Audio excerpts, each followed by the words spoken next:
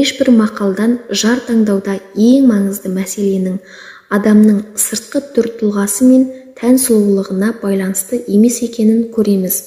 Қай жағынан алып қарасақ та, адам құндылықтарының негізін қалайтын адамның тәніндегі сұлулық емес, қайта жан дүниесіндегі, рухындағы сұлулықтар болып саналатын ақылдылық, мейірімділік, кеңпейілділік, кішіпейілділік сынды маңызды ерекшеліктерге баса назар аудару керектігін көре аламыз.